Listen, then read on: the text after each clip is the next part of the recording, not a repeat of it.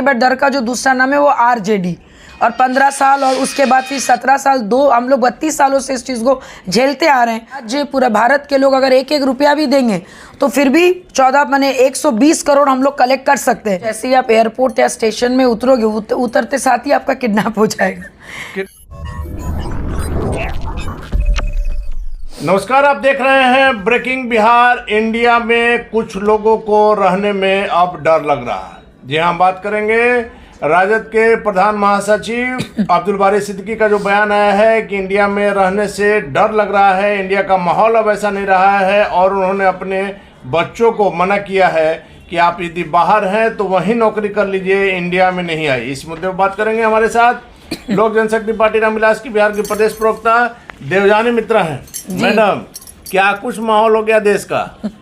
मैं तो यही उनको भी सलाह दूंगी कि अगर आप इतने ही माने इनसिक्योर अपने देश में फील कर रहे हैं तो बुरा मत मानिएगा। अगर आप चाहते हैं तो हमारे पूरे भारतवासी जो है आपको टिकट कटा के आपको भी अपने बच्चों के पास भेज देंगे। जहाँ पे इतने सालों से आपने राजनीति की, एक आप माने ऐसे पार्टी में गए जिनके माने जो लोग सो कॉल्ड बिहार के बारे में, बहुत विकास के बारे में सोचते, सुनने में आया। अगर आप ही लोग ऐसा बयान देंगे तब तो हो गया। तो इससे बेटर है कि आप भी अपने बच्चों के पास जाइए, और इस एक उम्र के बाद अगर बच्चों के साथ रहिएगा तो आपके लिए भी अच्छा है। बच्चों के साथ एक माँ बाप माने बाप का भी प्यार उनको ये होगा, मिलेगा। लेकिन मैडम, ऐसा क्यों होता है कि रह करके एक विशेष समुदाय के लोगों द्वारा, आपने देखा होगा एक समय में आमिर खान की पत्नी को डर लगता था।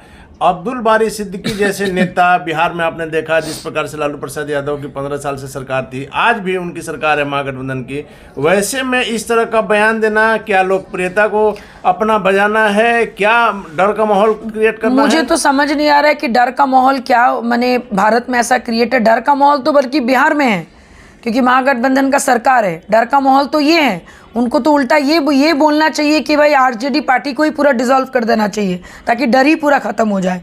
क्योंकि डर का माने दूसरा नाम जो सब जानते हैं, हम क्या पूरे बिहार जानते हैं कि भाई डर का जो दूसरा नाम है वो आरजेडी, और 15 साल और उसके बाद फिर 17 साल, दो हम लोग 32 सालों से इस चीज़ को झेलते आ रहे हैं। तो अगर उनको यही सोचे तो भाई आप ही चाह जाओ ना, और साथ में उन सारे सोच वालों को भी साथ में ले जाओ जिनको भारत से आजकल डर लगने लगा है। आपने देख ही लिया होगा कि आमिर खान जी और उनकी पत्नी का इस बयान के बाद भारतवासी का कितना प्रेम उनको मिला है। तो हम लोग नहीं चाहते कि आप लोग इस टाइप के बातें करो और आपस में लोगों को आप लड़वा दो।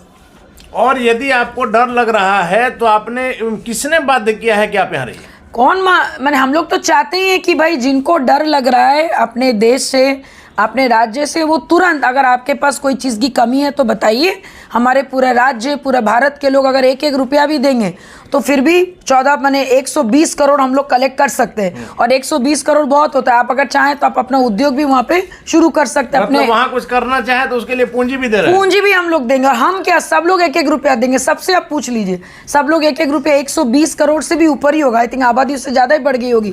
तो सोचिए इतने पैसे भी उनके पास आ जाएंगे, बच्चों के साथ भी रहेंगे और भारत से बाहर भी जाएंगे। लेकिन मैडम, सवाल यही उठता है कि आखिर रह कर इस तरह का जो बयान आता है। अब्दुल बारी सिद्दीकी काफी गंभीर, काफी पुराने नेता माने जाते हैं। उनकी आरजेडी में एक लेवल के नेता माने जाते हैं, उनकी जो हैसियत है। वैसे में इस तरह का बयान, देखिए, बयान के पीछे की उनकी सोच दर्शाता है, और कहीं ना कहीं लोगों के मन में जो एक रिलीजियस मदभाव जो माने आपका जो बनाना चाहते हैं, वो चीज़ को भी हम लोग इस चीज़ में हम लोग बोल सकते हैं। तो ये उनका सोच और उनके आसपास के लोगों का सोच को ही हम लोग इसमें देख पा रहे हैं।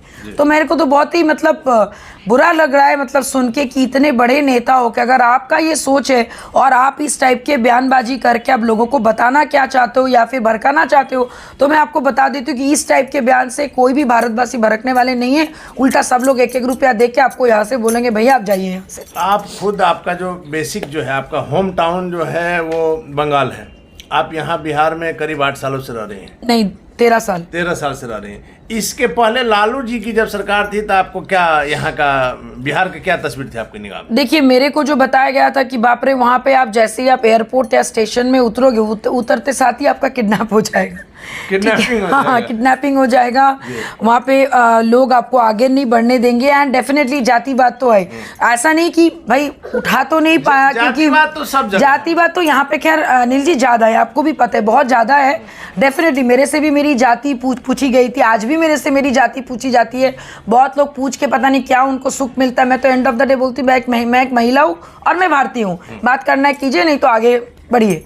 और दूसरी चीज़ है भाई मेरे को तो कोई मान लीजिए किडनैप नहीं कर पाया, ये अलग बात है क्योंकि उतना हिम्मत किसी आप आई तो नीतीश कुमार जी के राज में आई। एग्जैक्टली एंड मोर ओवर वो चीज़ के लिए भी जो चीज़ सोच मेरे को फिर लगा भाई एक बार जाके देखना चाहिए, बसना चाहिए वहाँ पे, बस के चीज़ों को जितना बिहार में बसना चाहिए, बिहार में कुछ काम करना चाहिए। अगर ऐसा सोच है लोगों में, ये डर है, जबकि ये डर बहुत ही खतरनाक है और उस डर को कम करना बोलिए या फिर काम करके साबित करना कि एक बाहर की महिला आके अगर यहाँ पे काम करके अपना झंडे गाड़ सकती हैं और ये सारे माने नेगेटिव पब्लिसिटी नेगेटिव सोच के बावजूद भी अगर हम लोग यहाँ पे काम कर रहे हैं तो कहीं ना कहीं मुझे लगता है कि ये हमारे सारे फीमेल कम्युनिटी के लिए बोलिए, औरतों के लिए बोलिए या फिर बच्चों के लिए बोलिए, ये हमारे लिए भी एक चैलेंज है और चैलेंज एक्सेप्ट करना हमारा काम है।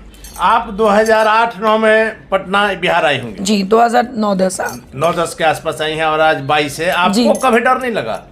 ऐसा नहीं कि डर नहीं लगा, डर डेफिनेटली लगा है और एक दो ऐसे इंसिडेंट भी हमने फेस किया है।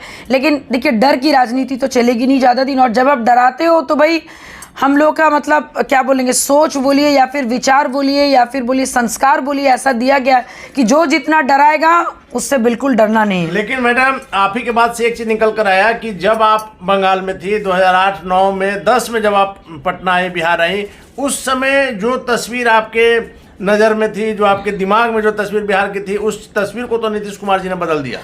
नीतीश कुमार जी ने, देखिए मैं आपको एक बात, नीतीश कुमार जी ने मॉल, आपके जो रोड, ओवर ब्रिजेस, ये सब करके उन्होंने एक मन में एक सोच तो ज़रूर मैंने लोगों का ला पाए कि भाई देखो जो यहाँ पे नहीं हुआ, तो ये तो एक नॉर्मल सी बात है, ये तो उनके कार्यकाल में होना ही है।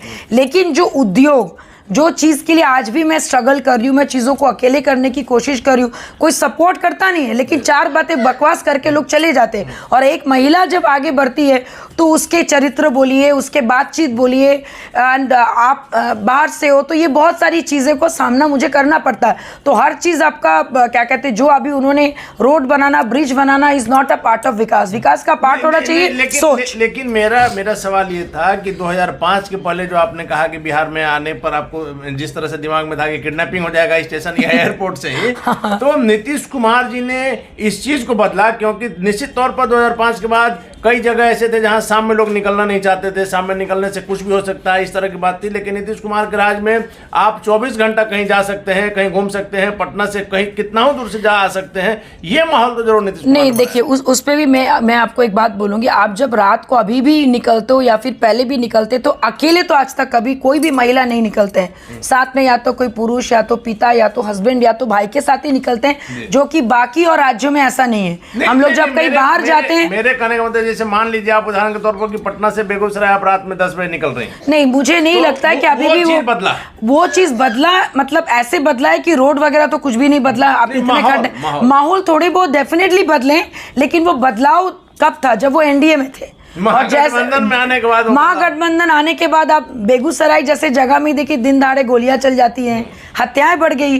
तो ये तो ऑनरेबल सीएम को सोचना चाहिए था ना कि जब उन्होंने आश्वासन दिया था। आपकी बातों से यही निकल कर आ रहा है कि मुख्यमंत्री नीतीश कुमार का चेहरा बेदाग है, लेकिन महागठबंधन में जाने से लोगों का विश्वास एकदम, क्योंकि उन्होंने हमसे पूछ के नहीं गए ना, वो लोगों के जनाधार से नहीं गए, उनको वहां पे कुछ मन मुटाव हुआ, क्या हुआ भगवान जाने, लोगों से उनको बताना भी जरूरी नहीं समझा। उन्होंने आरसीपी मॉडल, चिराग मॉडल, XYZ बोल के वो निकल लिए और उनको फाइनली उन्होंने अपने लालसा के वजह से वो फिर से कुर्सी बदली, और जिनका हम लोग एक के बाद एक इंसिडेंट हम लोग देखते जा रहे हैं। मैडम आखिरी सवाल मेरा है कि यदि आपके बच्चे विदेश में पढ़ रहे होते और आपको बुलाना रहता, या बच्चे आपके आना चाहते बिहार में या इंडिया के किसी भी स्टेट में, आप अपने बच्चों को यहाँ बुलाती या आपको भी डर लगता? नहीं, ऑनेस्टली बता रहे, मैं डेफिनेटली बुलाती, और ऐसा नहीं कि मेरे घर से बहुत लोग हमेशा आते जाते रहते हैं और उनको ये बड़ा अच्छा फील होता है कि अभी का जो सिचुएशन है मैं बिहार का, इस सिचुएशन में मेरे बहुत सारे करीबी दोस्त